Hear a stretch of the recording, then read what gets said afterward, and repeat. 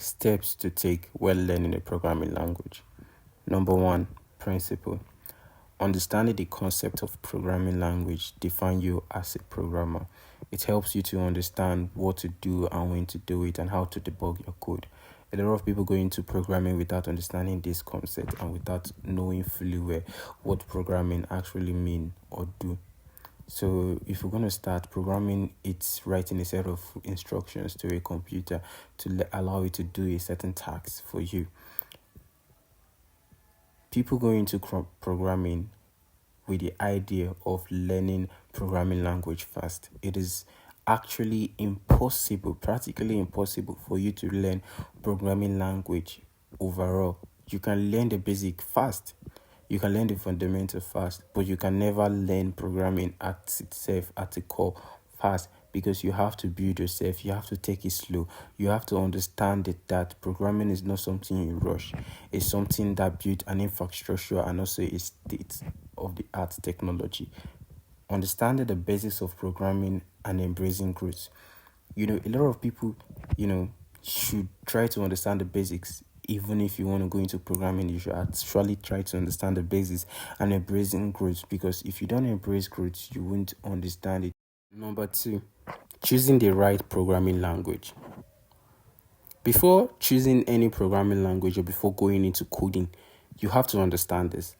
Going into programming without knowing the type of platform you want to use is the wrong approach. Going into programming thinking that you want to be a full stack developer is a wrong approach. That should be your secondary mindset, not your primary mindset. Your goal in learning the programming language should be choosing a particular platform that you want to learn the programming language from.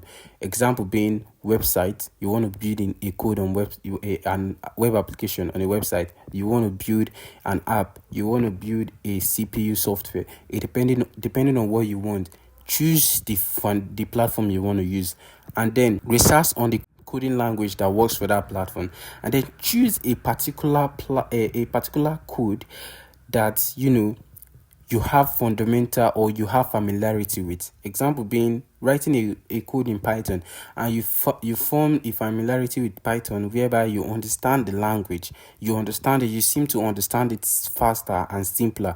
So choose that code and then implement it in your coding skills, and then understanding the basics of that code and other codes too.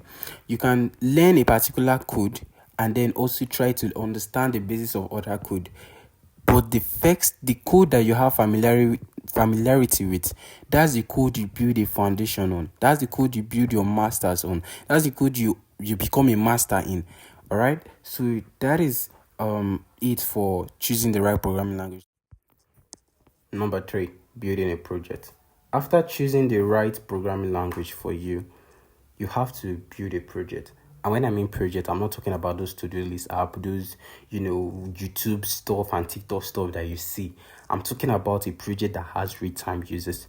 A project you and your friend can manage, or a project you can manage and also collaborate with other programmers, or even you as a programmer, you also control the project. The point is building a project that has real-time users, that has real-time information that users are using, and they're using the value of that your project, and also giving you reports and on the bugs, on the features you add. That way you also grow more in your programming skills and also adding more experience. You can be a programmer that just learn 1 year in a year, that just learn programming in a year, but you can have a job that a 5 years programmer do not have because they don't have a real-time experience. The thing is that building experience is not all about being in the field for 4 years or being in a company. The thing is about building a project that has real-time users. That way company knows that you have experienced something concerning